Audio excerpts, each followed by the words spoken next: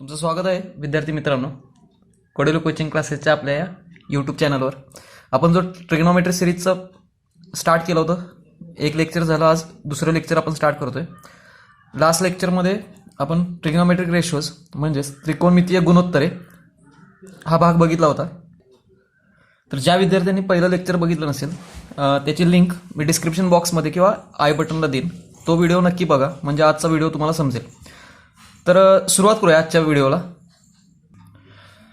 पहिला जो भाग आहे तो आज आपण बघणार आहे रिलेशन बिटवीन ट्रिग्नोमेट्रिक रेशोज. त्रिकोणमितीय गुणोत्तरे जे आहेत त्यांच्यामधील परस्पर संबंध आपण बघणार आहे. काल आपण एकूण 6 गुणोत्तरं बघितली होती: sign, cos, tan, cosec, sec आणि कॉट.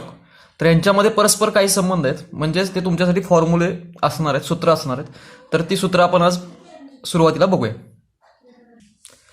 तर या ठिकाणी मी त्रिकोण घेतलाय ट्रायंगल ABC, की ज्यामध्ये कोन B हा काय काटकोन आहे, राईट अँगल आहे.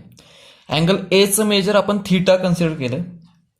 थीटा हा सिम्बॉल आहे की जो आपण कोन दर्शवण्यासाठी वापरतोय. कोन Aचं मेजर आपण किती मानलंय? थीटा. तर मी थीटासाठी 6 ट्रिग्नोमेट्रिक रेशोज जे असणार आहेत ते सुरुवातीला लिहितो आणि मग आपण त्यांच्यामधला परस्पर संबंध बघूया. जो पहिला रेशो आहे तो आहे साइन थीटा. आता काल आपण बघितलंय साइन थीटा म्हणजे काय, थीटाच्या अपोजिट साइड म्हणजे काय येईल, BC अपॉन हायपोटिनियस. हायपोटिनियस काय? AC. काल आपण सगळं सविस्तर लिहित होतो, अपोजिट साइड अपॉन हायपोटिनियस. प्रत्येक वेळी तसं लिहिण्याची गरज नाही. आता आपल्याला रेशो माहीत झालेत की साइन थीटा म्हणजे काय असतं, तर जो अँगल आहे त्याच्या अपोजिट साइड अपॉन हायपोटिनियस. आता जर दुसरा रेशो मी घेतला cosec, cosec theta.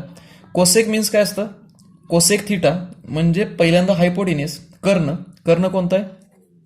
AC upon त्या अँगलच्या अपोजिट साइड, कोणाच्या समोरची बाजू, म्हणजेच काय येईल, BC. आता याचा डिनॉमिनेटर काय नसतो, म्हणजे किती असतो? 1. मी जर याच्यावर इन्व्हर्टेंडो घेतलं, व्यस्त क्रिया केली, तर काय येईल? 1 कोसेक थीटा. जर इकडं व्यस्त केलं तर इकडं काय येईल? BC upon AC. BC upon AC. आता जर साइन थीटाची किंमत बघितली आपण, तर ती काय आहे? BC छेद AC म्हणजे BC अपॉन AC. आणि 1 अपॉन कोसेक थीटा त्याची किंमत बघितली तर काय येईल? BC upon AC. तर दोन्ही व्हॅल्यू कशा आहेत? इक्वल आहेत. मग जर दोन्ही व्हॅल्यू इक्वल असतील तर आपण पहिला फॉर्म्युला काय लिहू शकतो, पहिलं रिलेशन काय लिहू शकतो, तर साइन थीटा बरोबर 1 छेद cosec theta. Sine theta is equal to 1 upon cosec theta. ह्याच्यावरूनच आपण अजून काय लिहू शकतो, जसं आपण साइन आणि 1 अपॉन कोसेक लिहिलं तसंच आपण cosec theta is equal to काय लिहू शकतो, 1 अपॉन साइन थीटा. हे दुसरं. आणि ह्याच्यावरूनच तिसरं काय लिहू शकतो, हे दोघं साइन थीटा आणि कोसेक थीटा एकमेकाच्या व्यस्त आहेत, म्हणजेच त्यांचा गुणाकार हा किती असतो? 1. त्यांचा गुणाकार किती असतो? 1. एकदम सोपं आहे पहिलं रिलेशन. पहिलं रिलेशन आपण कोणामधलं बघितलं, तर साइन आणि कोसेक मधलं. काय सांगतं रिलेशन, तर साइन आणि कोसेक परस्परांच्या काय असतात? व्यस्त असतात, एकमेकाचे रेसिप्रोकल आहेत. थोडक्यात इन्व्हर्टेंडो घेतला समजा साइनचा, तर आपल्याला काय मिळेल? कोसेक मिळेल. Sine theta is equal to 1 upon cosec theta, cosec theta is equal to 1 upon sine theta, किंवा sine theta into cosec theta is equal to 1. तुम्ही यामधलं एक जरी रिलेशन लक्षात ठेवलं तर तुम्ही बाकीचे दोन मिळवू शकता. जसं साइन थीटा आणि कोसेक थीटामध्ये रिलेशन आहे, त्याच पद्धतीनं आपण कुणामधलं रिलेशन लिहू शकतो, तर कॉस आणि सेक मधलं. आता ज्या पद्धतीने मी इथं मिळवलंय, आता मिळवत नाही, डायरेक्ट मी फॉर्म्युले लिहितो, म्हणजे लेक्चरची वेळ वाढणार नाही, कमी वेळात आपण जास्त कव्हर करू. मग जसं साइन आणि कोसेक मध्ये लिहिलंय तसं काय येईल, तर cos theta is equal to 1 upon sec theta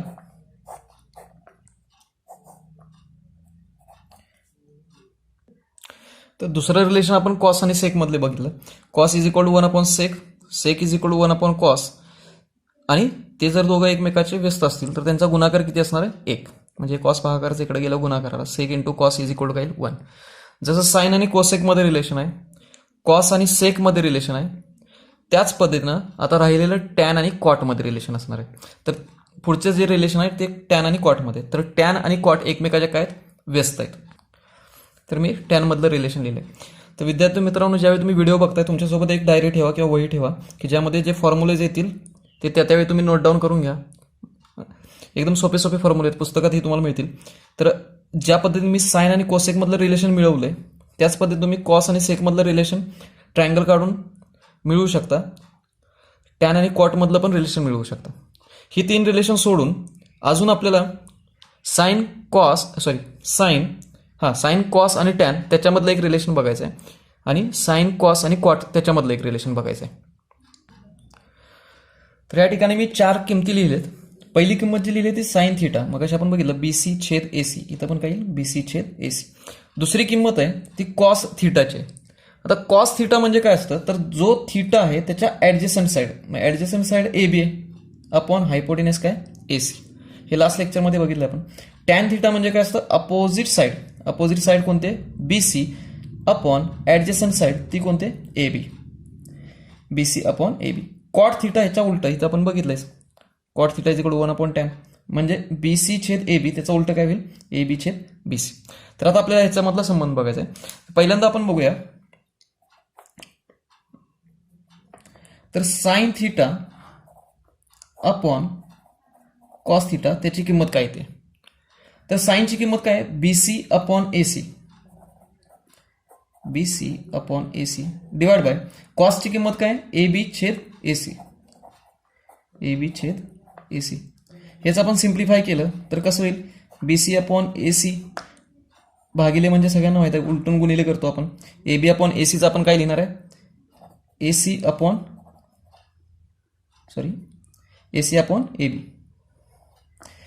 AC काय होईल कॅन्सल, राहील काय आपलं BC/AB. आता जर BC/AB ही जर व्हॅल्यू बघितली तर ती कुणाच्या एवढी आहे, तर टॅनच्या किमती एवढी.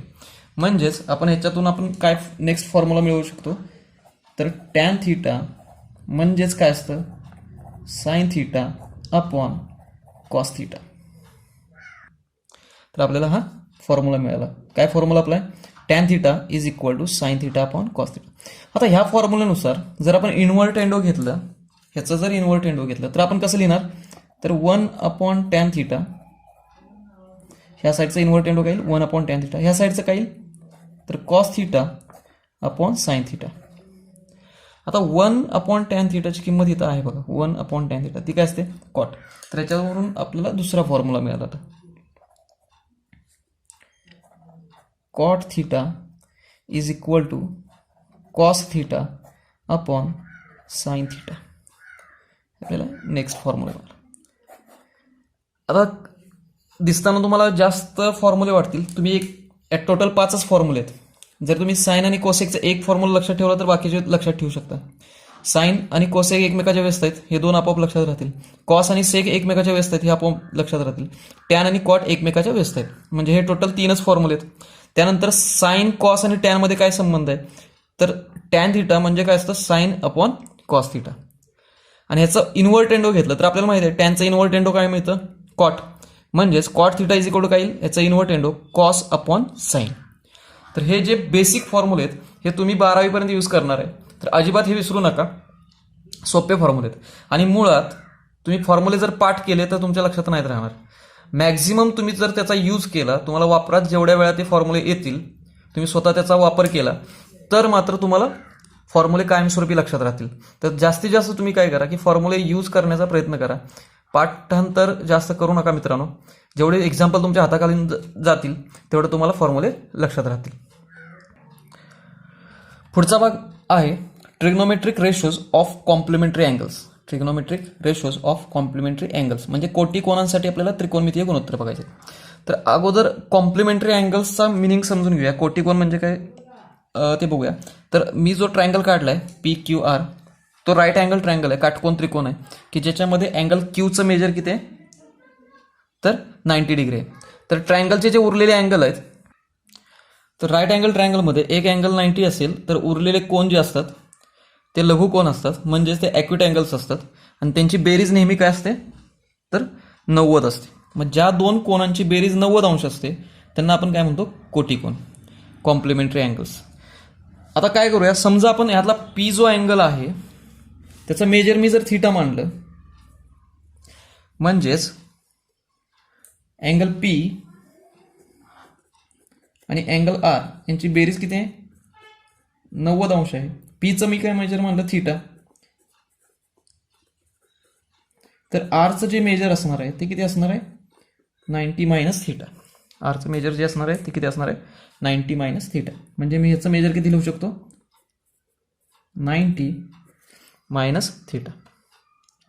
तर आपल्याला हे थीटा आणि 90 मायनस थीटा हे जे कॉम्प्लिमेंटरी अँगल्स आहेत त्यांच्यासाठी आपल्याला ट्रिग्नोमेट्रिक रेशोज बघायचे आहेत. तर स्टार्ट करूया. पहिल्यांदा काय लिहू शकतो आपण? तर दिलेल्या ट्रायंगलमध्ये in triangle P Q R angle Q हा किती आहे? 90 डिग्री आहे. म्हणजे आपण ट्रिग्नोमेट्रिक रेशोज लिहू शकतो. पहिल्यांदा मी थीटासाठी साइन रेशो लिहितो. Sine theta. साइन म्हणजे काय? जो आपण थीटा घेतला अँगल आहे त्याच्या opposite side Q R upon hypotenuse काय? P R. हायपोटेनस काय? P R. आता मी कॉसची व्हॅल्यू घेतो 90 मायनस थीटासाठी. Cos 90 minus theta. आता जर कॉस रेशो घेतला, कॉस रेशोमध्ये हा जो अँगल आहे त्याची ॲडजेसंट साईड, हा जो अँगल आहे त्याची ॲडजेसंट साईड काय? Q R upon hypotenuse. मग जर तुम्ही बघितलं असेल तर इथं जे रेशो मिळाले आपल्याला Q R upon P R, दोन्ही रेशो कसे मिळाले? इक्वल मिळाले. म्हणजेच आपण काय लिहू शकतो? तर ठीक आहे, लिहू शकतो cos 90 minus theta is equal to sine theta. त्याच पद्धतीने आपण हे पण लिहू शकतो बघा. ह्याच्यासाठी मी साइन रेशो काढतो. Sine 90 minus theta. आता साइन म्हणजे काय? तर ह्या अँगलच्या अपोजिट साइड. ह्या अँगलच्या अपोजिट साइड काय? P Q upon hypotenuse P R. आता मी कॉस थीटाची व्हॅल्यू काढतो. हा थीटा आहे. कॉस रेशो म्हणजे काय असतो? ह्या थीटाच्या ॲडजेसंट साईड. आता दोन ॲडजेसंट साईड, ही पण ॲडजेसंट आहे, ही पण ही नेहमी आपल्यासाठी काय असणार आहे? कर्ण असणार आहे, हायपोटेनस असणार आहे. त्यामुळे तिला ॲडजेसंट साईड नाही पकडणार आपण. ही तर काय? पी क्यू अपॉन हायपोटेनस काय? P R. आता जर इक्वेशन 3 आणि 4 बघितलं, ह्याच्यामध्ये पण रेशो आपल्याला कसे मिळाले? इक्वल मिळाले. म्हणजेच आपण फॉर्म्युला काय लिहू शकतो? तर sine 90 minus theta is equal to cos theta. Sine 90 minus theta is equal to काय लिहू शकतो आपण? Cos theta. म्हणजेच उदाहरणार्थ म्हणून आपण जर घ्यायचं झालं, फॉर एक्झाम्पल, तर साइन 50 अंश, तर त्याच्या जागी जर तुम्हाला कॉस लिहायचं असेल तर हा जो अँगल आहे तो तुम्ही 90 मधून वजा करा. म्हणजेच तो किती येईल? कॉस 40 अंश. म्हणजे जेवढी साइन 50 ची किंमत असणार आहे तेवढीच कुणाची किंमत असणार आहे? कॉस 40 ची असणार आहे. मग काही एक्झाम्पलमध्ये सोडवताना जर तुम्हाला साइन नको असेल, त्या जागी कॉस लिहायचा असेल, तर तुम्हाला तो अँगल कितीमधून मायनस करावा लागेल? 90 मधून मायनस करावा लागेल. दुसरं लिहायचं झालं, समजा कॉस 38 असेल, तुम्हाला इथं कॉस त्या एक्झाम्पलमध्ये नको आहे, त्याच्या जागी जर साइन लिहायचा असेल तर तुम्ही जो कोन आहे तर तो कितीमधून मायनस करणार? 90 मधून मायनस करणार. म्हणजेच कॉस 38 बरोबर काय येईल? साइन 0 8 म्हणजे 2, 9 4 म्हणजे किती? 5. तर साइन 52 अंश. ह्या पद्धतीने तुम्ही काय करू शकता? चेंज करू शकता. तर ह्याच्यावर सोपी सोपी एक्झाम्पल असतात. 9वीच्या पुस्तकात बघितलं तर तुम्ही 9वीच्या विद्यार्थ्यांना ह्याच्यावर बेस्ट एक्झाम्पल आहेत. तर 9वीचे विद्यार्थी हे फॉर्म्युला यूज करून सोडवू शकतात. हे पहिलं रिलेशन झालं कोणामधलं? साइन आणि कॉसमधलं. सेम ह्याच पद्धतीनं आपण टॅन आणि कॉटमध्ये पण लिहू शकतो आणि कोसेक आणि सेकमध्ये लिहू शकतो. बघूया आपण. तर पहिल्यांदा टॅन आणि कॉटमधलं रिलेशन बघा. Tan theta is equal to आपण काय लिहू शकतो? Cot 90 minus theta. मी जसं ही साईड ह्या साईडला लिहिली, ही साईड ह्या साईडला लिहिली. Cot theta is equal to tan 90 minus theta. म्हणजेच फॉर एक्झाम्पल लिहायचं झालं तर टॅन 20 म्हणजेच किती असणार कॉट. 90 मधून 20 मायनस केलं तर किती राहील 70. ह्या पद्धतीने. किंवा दुसरं लिहायचं झालं तर कॉट 45 बरोबर काय असणार टॅन. 90 मधून 45 वजा केलं तर टॅन 45. या पद्धतीने तुम्ही लिहू शकता. सेम तसंच मी इथं फॉर्म्युले जे मिळवले त्यावेळी साईन रेशो लिहिला, कॉस 90 मायनस थिटा तो रेशो लिहिला, इक्वल येतात का ते चेक केलं आणि मग लिहिलं होतं. सेम तुम्ही ह्या पद्धतीने चेक करा की टॅन थिटाची व्हॅल्यू ह्या त्रिकोणामध्ये काय येते, कॉट 90 मायनस थिटाची व्हॅल्यू ह्या त्रिकोणामध्ये काय येते, रेशो काय येतो आणि ते रेशो इक्वल येतात का ते चेक करा. सेम तसंच सेक थिटा आणि कोसेक थिटामध्ये. सेक थिटा म्हणजेच किती असतं cosec 90 minus theta. Cosec theta म्हणजे किती असतं सेक 90 मायनस थिटा.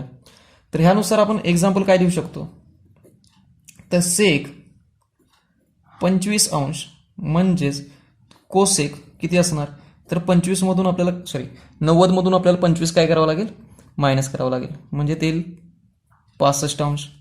तसंच कोसेक 30 अंश म्हणजेच सेक किती लिहावं लागेल आपल्याला, तर 90 मधून 30 वजा करावं लागेल म्हणजे किती 60 अंश.